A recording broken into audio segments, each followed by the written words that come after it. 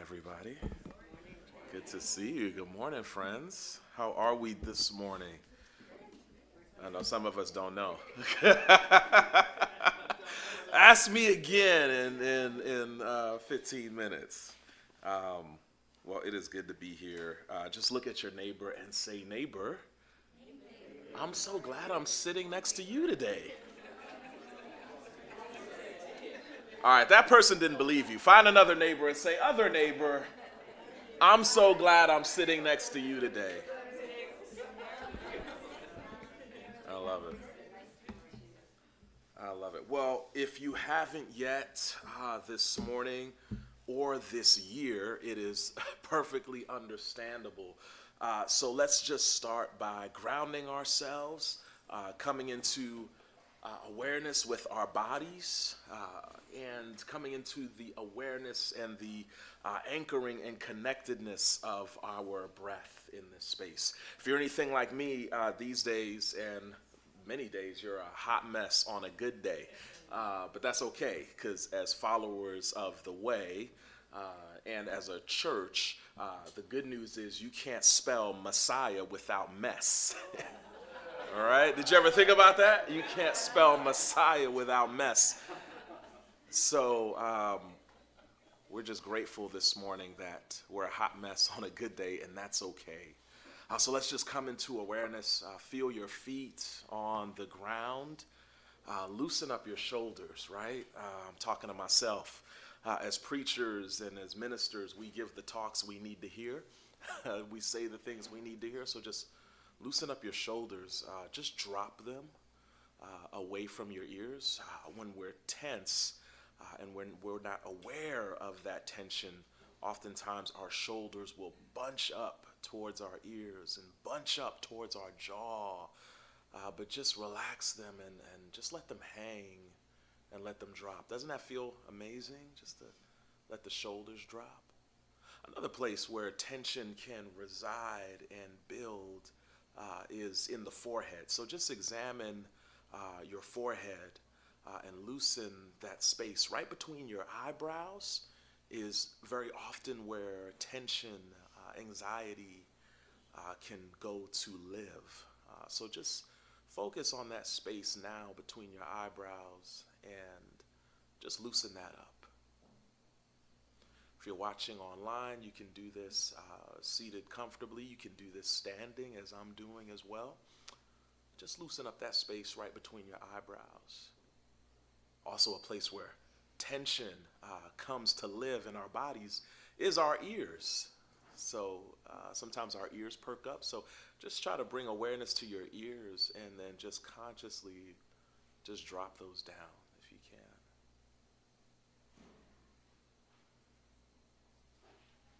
Now also, I'm going to catch a lot of us with this one. Just do yourself a favor and remove your tongue from the roof of your mouth.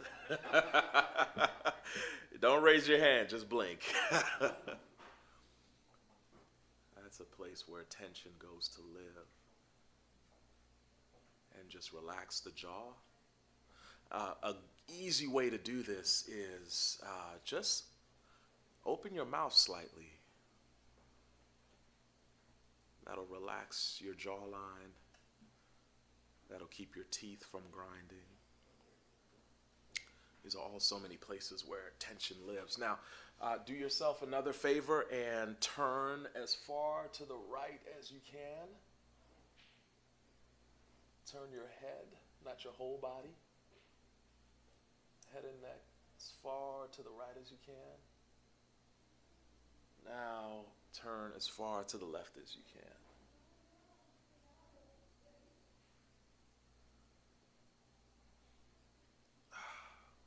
Stretch. Now let's center ourselves and do some deep breathing. Let's take a deep breath in through the nose. Hold at the top. Sigh it out through the mouth. Again, a deep breath in through the nose. Hold at the top. Sigh it out through the mouth. One more time, a deep breath in through the nose. Hold at the top, sigh it out. Now, as we did a few weeks ago, let's continue that rhythm of breathing, but this time on the exhale, let's do some humming together. As I mentioned a few weeks ago, humming stimulates in our bodies, as we've already been doing, what is known as the vagus nerve, V-A-G-U-S, not Las Vegas.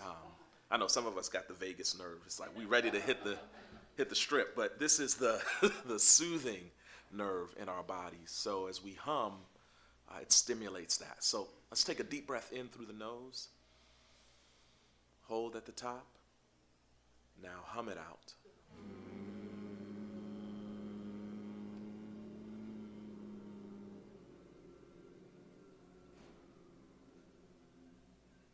Beautiful. And those collective vibrations actually soothe one another. Any choir members in the house can tell you that. So let's just take a deep breath in through the nose. Hold at the top. Now hum it out.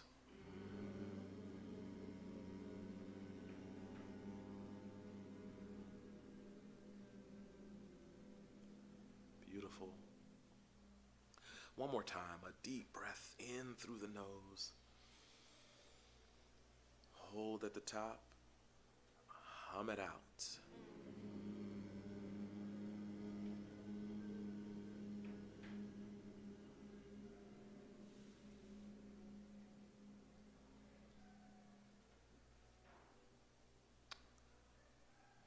Amen. Amen. All right. Now, how are we doing? A little bit better? All right. A little bit better. Now, the title of this talk for this morning is Wellness is Black History.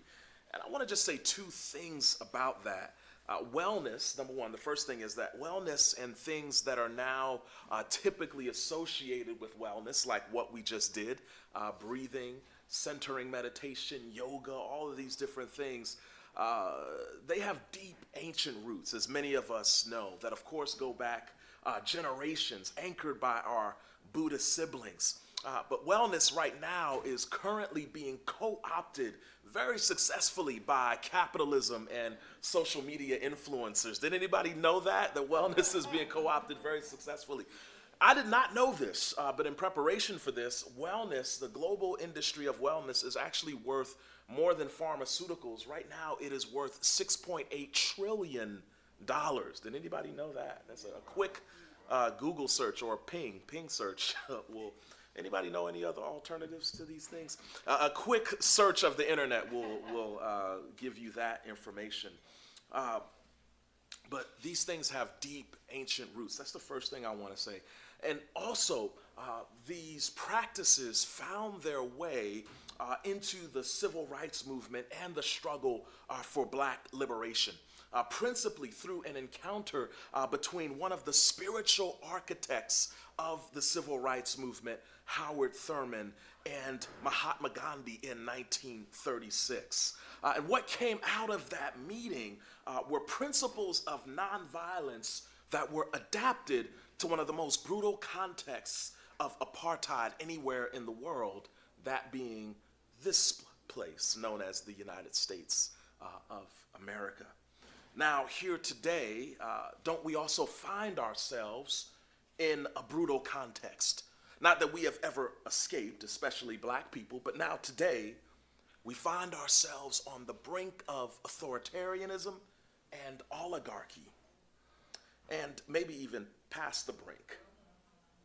And what I think Thurman and what Dr. King, who Thurman served as a spiritual advisor for, would say to us, no doubt they would have ideas about collective and communal direct action, but I would argue that they would also have us examine and turn to the most direct place to turn our action, which is our own soul and our own heart.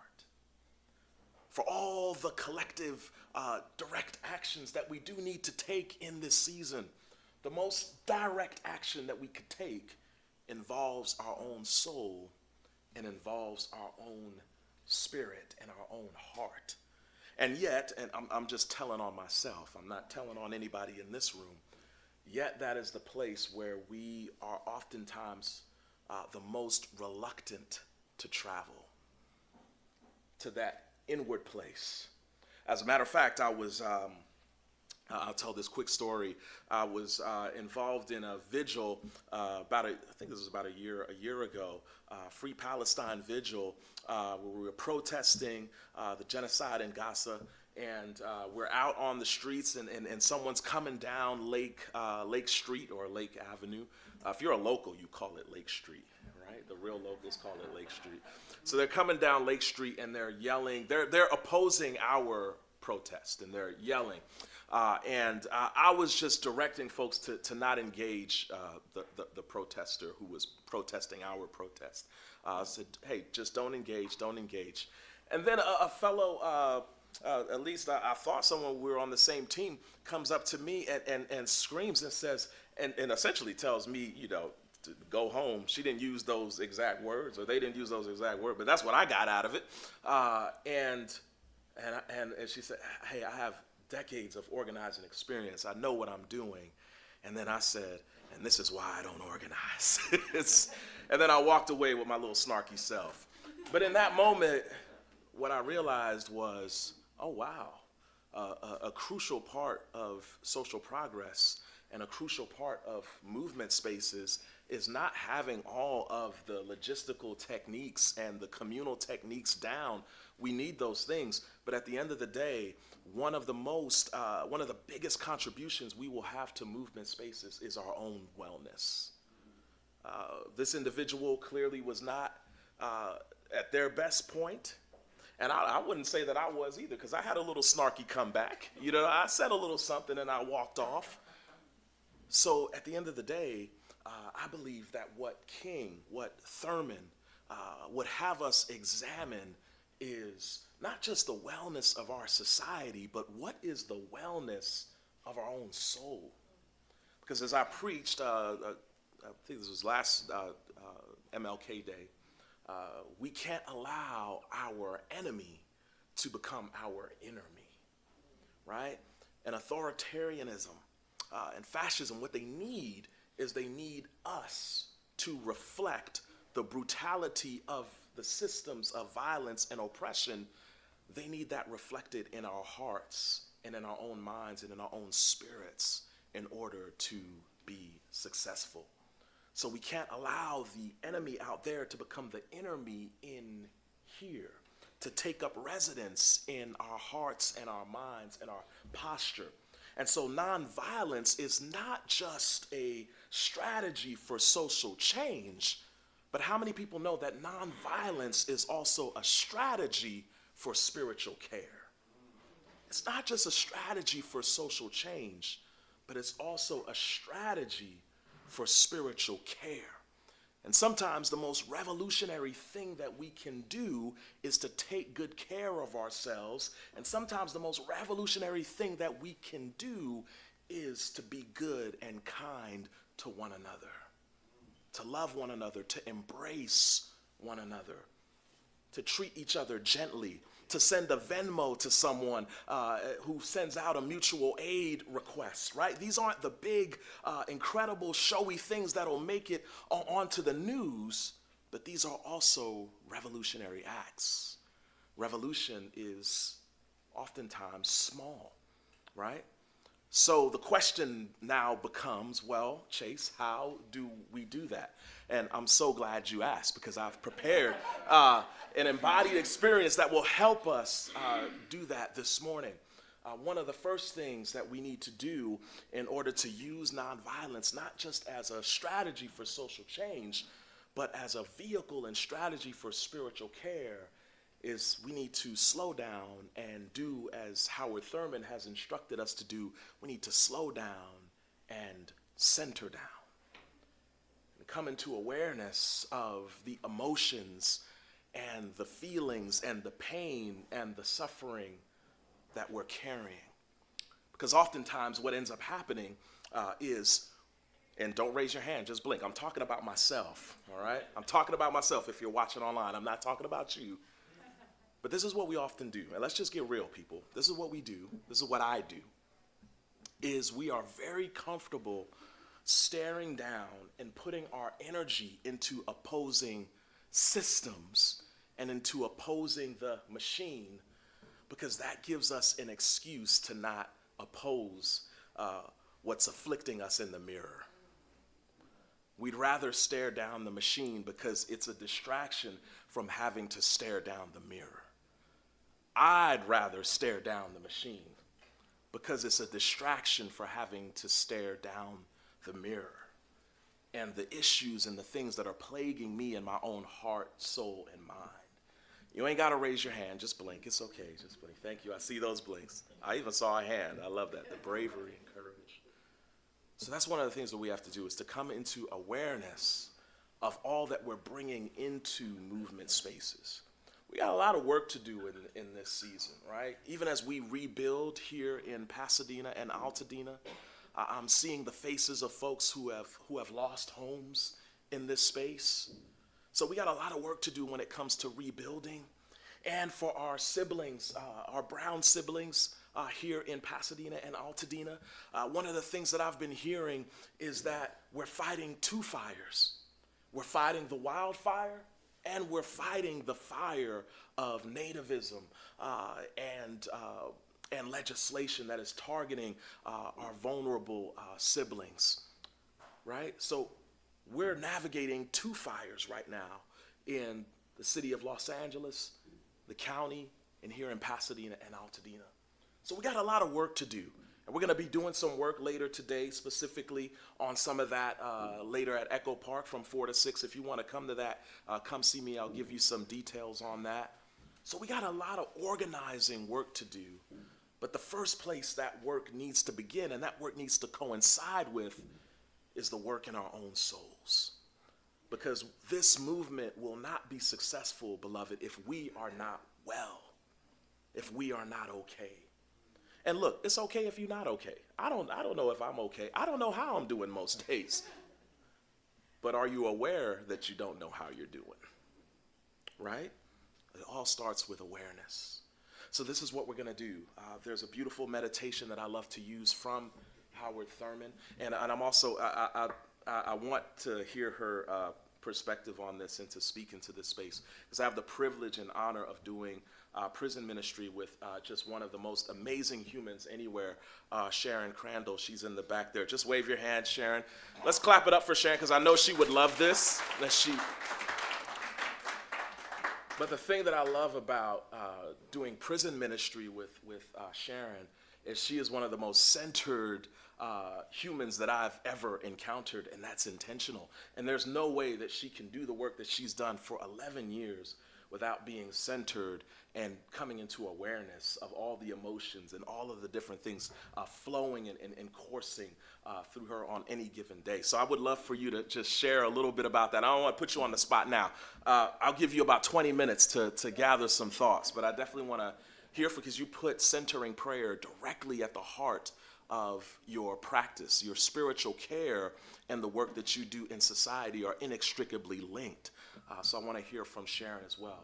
But there's a wonderful meditation that Howard Thurman has given us and left us with that I've used here in the past. And I want to use it here again today to help us begin to center down and use nonviolence, not just as a strategy for social change, but as a strategy and vehicle for spiritual care. My spiritual director often says that we have no chance of reconciling the violence that's out in the world if we have not reconciled the violence that is within our own hearts, right? And that violence ain't just like, hey, I want to physically attack someone. It's not just that kind of violence, but it's the violence that looks at one of our siblings with any kind of animus or indifference. That is also violence, because that violence is the building block for physical violence. So, beloved, let's begin to reconcile all the violence that dwells within us. So you can close your eyes if that feels safe for you to do so. You can find a rhythm and pattern of breathing that works for you. I like to breathe on what is called the 4-2-6, or you could just do 4-6, where you can take a deep breath in through the nose and count to 4, and then release and exhale. Make sure the exhale's longer than the inhale, whatever you do, and you can exhale for 6 seconds. Some people do 8. I like to do 6. 8 for when I'm really stressed. But just find any rhythm of breathing that works for you. You also don't have to direct or change your breathing. Just come into the awareness of your breath. Is your breathing shallow? Is it deep? Just come into the awareness of your breath. And as you're doing that, I want to read these words over you. And at home as well, if you're tracking, just find a rhythm of breathing that works for you. Find a good, comfortable chair to sit in. You can even do this lying down. And I want to read this meditation over us. I'm going to read it 2 times. And as I read it, just pay attention to any words that resonate in your body, where you feel those words in your body. Pay attention to anything that comes up for you. How good it is to center down, to sit quietly and see oneself pass by. The streets of our minds seethe with endless traffic. Our spirits resound with clashings, with noisy silences, while something deep within hungers and thirsts for the still moment and the resting lull. With full intensity we seek, before the quiet passes, a fresh sense of order in our living, a direction, a strong, sure purpose that will structure our confusion and bring meaning in our chaos. We look at ourselves in this waiting moment, the kinds of people we are. The questions persist. What are we doing with our lives? What are the motives that order our days? What is the end of our doings? Where are we trying to go? Where do we put the emphasis, and where are our values focused? For what end do we make sacrifices? Where is my treasure, and what do I love most in life? What do I hate most in life? And to what am I true? Over and over, the questions beat in upon the waiting moment. As we listen, floating up through all the jangling echoes of our turbulence, there is a sound of another kind, a deeper note, which only the stillness of the heart makes clear. It moves directly to the core of our being. Our questions are answered, our spirits refreshed, and we move back into the traffic of our daily round with the peace of the eternal in our step. How good it is to center down. I'll read it one more time. How good it is to center down, to sit quietly and see oneself pass by. The streets of our minds seethe with endless traffic. Our spirits resound with clashings, with noisy silences, while something deep within hungers and thirsts for the still moment and the resting lull. With full intensity, we seek, before the quiet passes, a fresh sense of order in our living, a direction, a strong, sure purpose that will structure our confusion and bring meaning in our chaos. We look at ourselves in this waiting moment, the kinds of people we are. The questions persist. What are we doing with our lives? What are the motives that order our days? What is the end of our doings? Where are we trying to go? Where do we put the emphasis, and where are our values focused? For what end do we make sacrifices? Where is my treasure, and what do I love most in life? What do I hate most in life? And to what am I true? Over and over, the questions beat in upon the waiting moment. As we listen, floating up through all the jangling echoes of our turbulence, there is a sound of another kind, a deeper note, which only the stillness of the heart makes clear. It moves directly to the core of our being. Our questions are answered, our spirits refreshed, and we move back into the traffic of our daily round with the peace of the eternal in our step. How good it is to center down. Now just give us 1 minute to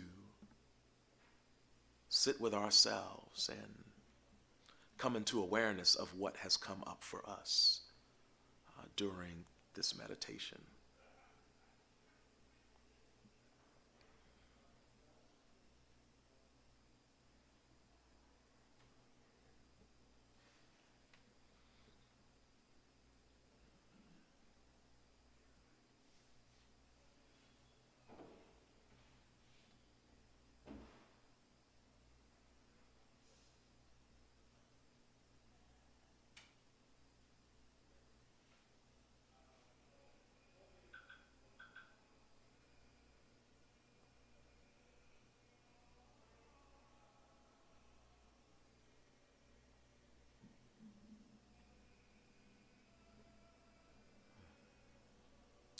Amen. Now, you can section yourselves off. I don't want to count us off. Just get into maybe groups of no more than 5, 4 or 5. Just gather together. If you get into a group of 5 or 6, that's okay. But just gather together in groups, and we'll do about 5 minutes. I know our time is a little limited in this context because of service approaching. But just gather into groups of about 4 to 6 and just talk about what came up for you during this meditation and in this time.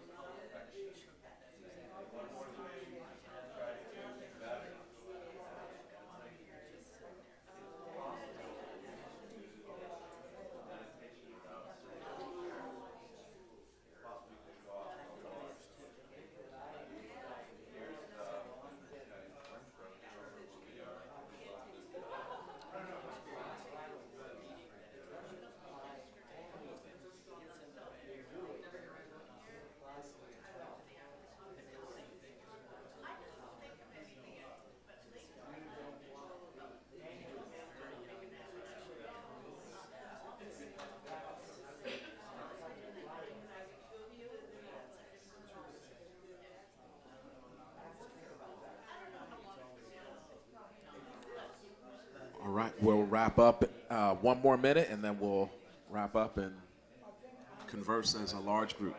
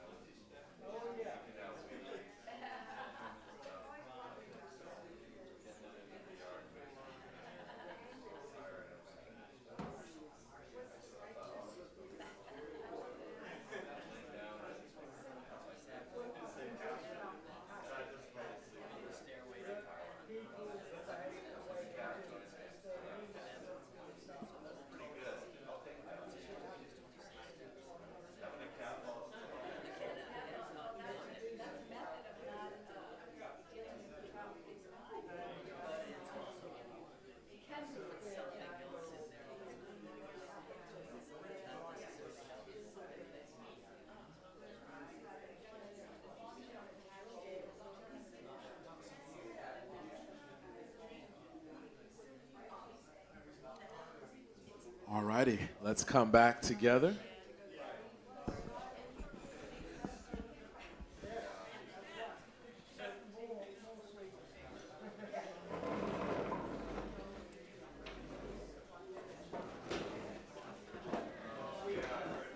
Let's come on back.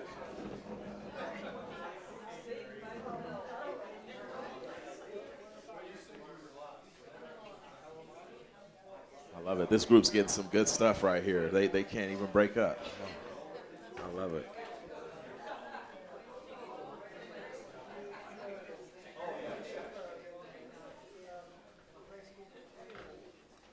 All right, what came up for us? I heard some really great conversations over here and just really all throughout the room. But who would like to share, just for the large group, something that you either heard in your small group or something that came up for you? Hello. Oh, hello. Okay, Monique Thomas.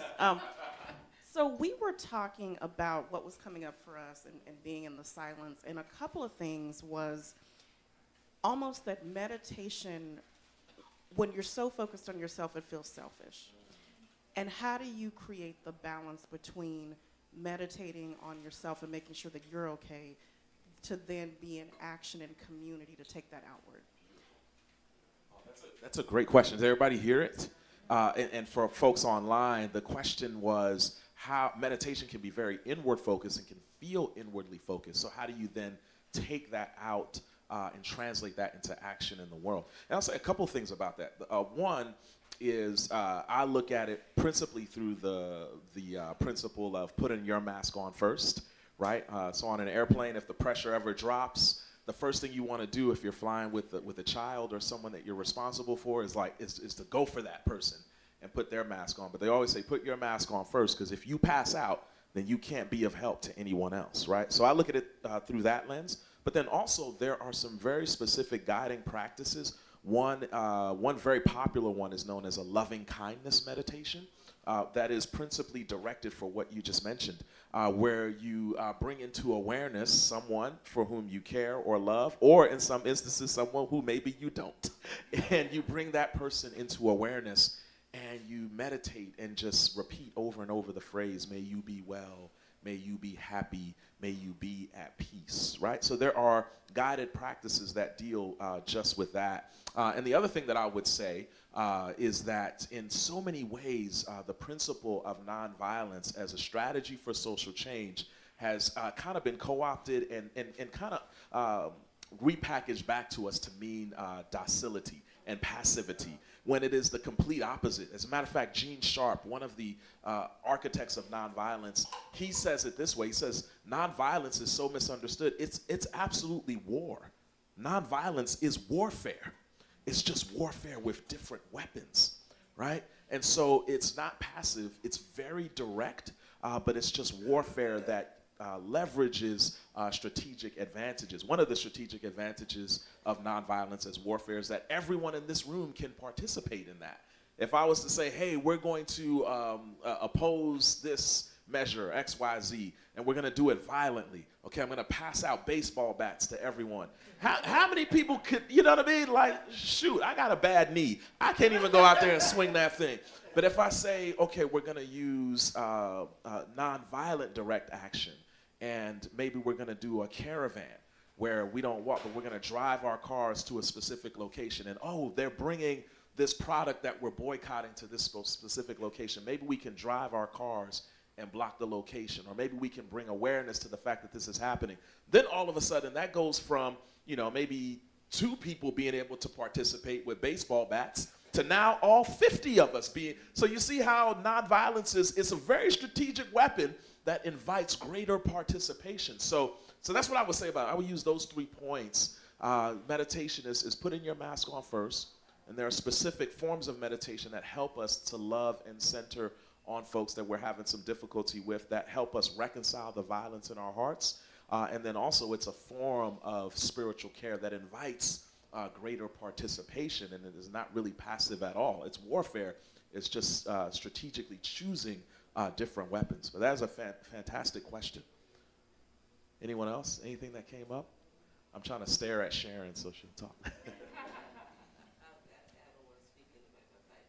Oh, okay. Oh, okay. But I was mentioning Reverend Lawson, Yeah. who recently passed away, and he was also a student of nonviolence, and he studied under Gandhi, and he was influenced. He was in India studying under Gandhi when he found out about Martin Luther King having a protest. He said, "I've got to get to this person." He changed his whole life. I believe he was at Vanderbilt College. Anyway, his whole life changed because that was the connection. Yeah. He was in India after serving 2 years in prison because he said he would not fight in the war. Yeah, yeah. And so he actually taught the nonviolence. And when he met Dr. King, it was like the connections, like I will follow. It was like a disciple. I will follow you. Absolutely. But what a lot of people don't realize, he just passed away last year. He was still teaching. He was still teaching that. He was teaching it to the DACA students at UCLA. He's an amazing person. So and his was, again, it's when and I'll stop, but when the students came to participate in the King March, the marches and they had to be trained how to let somebody slap you and you not fight back. Yep. They had to have special training to do that. And when they went out singing, "I don't want everybody to turn me around," in those songs, those songs are so important because those were fighting songs. Absolutely. Those weren't just kind of la-di-da. Those were fighting songs that to keep their resistance together to overcome the evil that was trying to happen. You should have spoken to the mic, Sister Clara, because that was all. Come on now. I hope we got that online. Thank you. That was beautiful. All right, we got time for a couple more. Is that happening?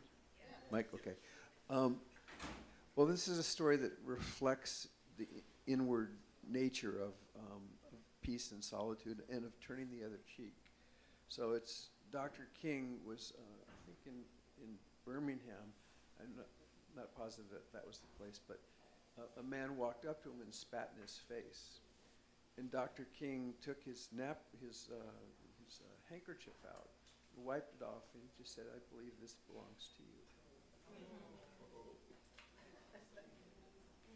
Yeah, that's going to take preparation and spiritual centeredness, right? Okay, all right. So one of the things that touches on me about this meditation always is just the phrase, how good it is.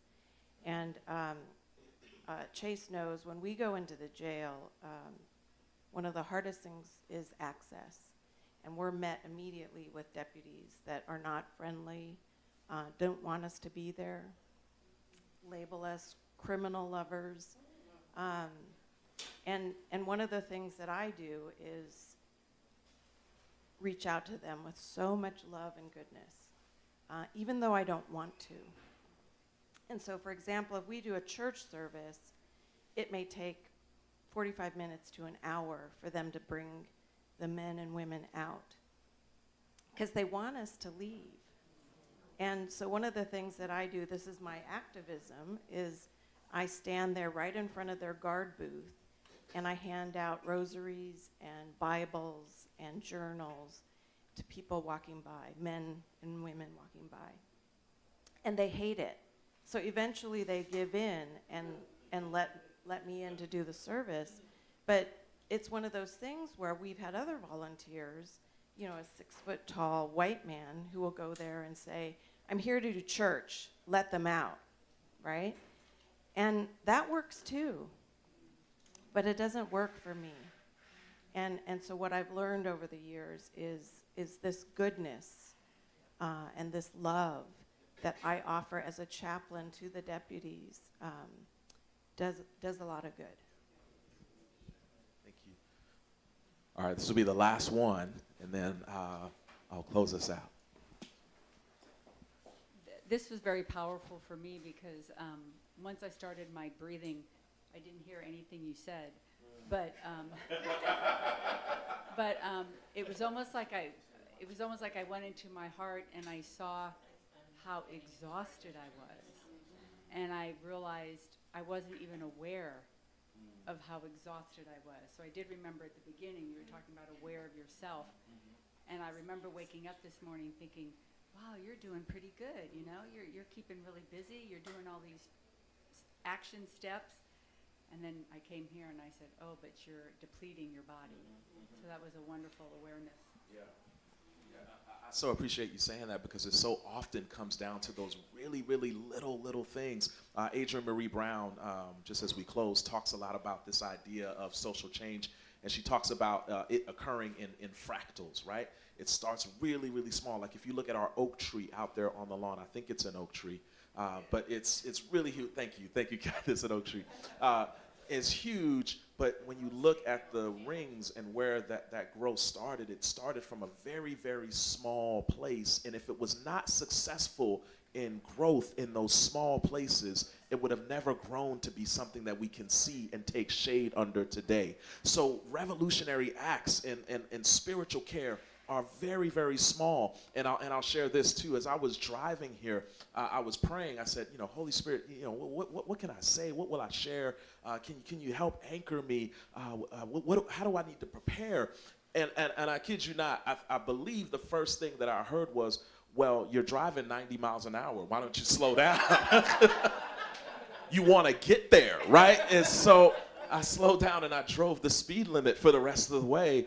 And I was able to drop down, and I realized I was really anxious. I was really tense. I was gripping the steering wheel, and yeah, the cars today, you could do 90 and not even feel it. And so I looked down and said, oh my goodness. And so it's often that small. Like if you can't come into awareness that you're doing 90 on the freeway and get down to around the speed limit, you don't have to do it, but just around somewhere in the ballpark of the speed limit, we can't do that, and then we think we're going to go out and change the world, and we can't even drive close to the speed limit, right? It's wild, and so it gets really, really small, but as we successfully, and not even successfully, I don't want to use that language, but as we faithfully and in wellness and wholeness do those small things over and over and over and over and over again in community and individually, we'll become eventually like that oak tree. Something that society and the most vulnerable can find shade under, right? And we ourselves can find shade under one another, because at some points we'll be the oak tree, and then sometimes we'll be the squirrels who ourselves need shelter and shade and healing, because we're all interconnected, right? So yeah, thank you for that comment. All right, I have to get robed. And I'm talking first in service, so I really got to get dressed. So I was going to close us with some more meditating, but I really do need to get out there. All right, love y'all. Thank y'all so much for being here. Appreciate y'all so much.